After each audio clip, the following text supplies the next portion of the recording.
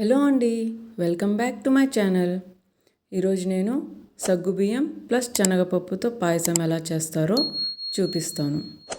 సగ్గుబియ్యం అనేది శరీరంలో వేడిని తగ్గించి చలవనిస్తుంది. అప్పుడప్పుడు మనం ఇలా చేసుకొని తాగొచ్చు. మనం ఇది దేవుడికి నైవేద్యంగా కూడా పెట్టుకోవచ్చు. ఇంకా మనం రెసిపీలోకి వెళ్ళిపోదాం. ఫస్ట్ ఇలా 2 స్మాల్ గ్లాసెస్ సగ్గుబియ్యంని ఒక బౌల్లో వేసుకొని వాష్ చేసి పెట్టుకుందాం. నెక్స్ట్ మనం స్టవ్ ఆన్ చేసుకొని ఈ సగ్గుబియ్యంని మీడియం ఫ్లేమ్లో పెట్టుకొని అడుగంటకుండా తిప్పుతూ ఉండాలండి. ఇలా 10 మినిట్స్ పాటు తిప్పుకుంటూ ఉడికించుకోండి. చూడండి, సగ్గుబియ్యం కలర్ అనేది ట్రాన్స్పరెంట్ కలర్లో వచ్చేస్తుంది. ఇలా ఉడికించుకొని స్టవ్ ఆఫ్ చేసుకోండి.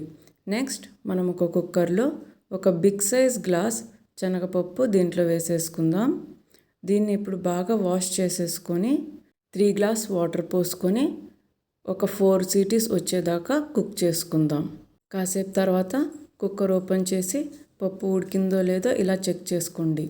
నెక్స్ట్ మనం ఇలా కొబ్బరి ముక్కల్ని కట్ చేసుకొని మిక్సీ జార్లో వేసి కొంచెం వాటర్ వేసుకొని గ్రైండ్ చేసేసుకుందాం.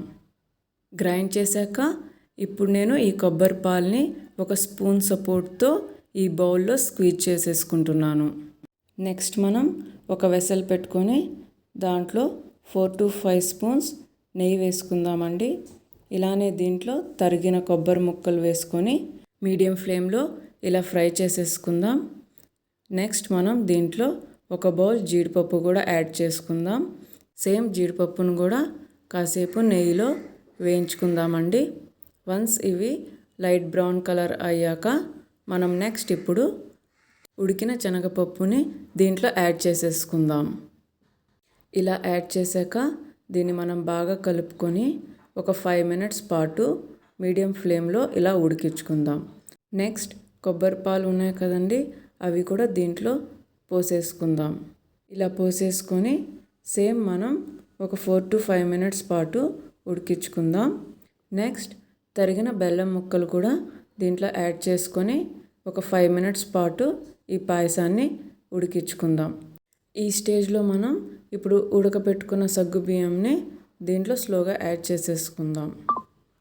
నేనైతే ఒక 10 మెంబర్స్కి సరిపోయేటట్టు పాయసం చేశానండి. మీకు కావాలంటే క్వాంటిటీ హాఫ్ చేసుకోండి.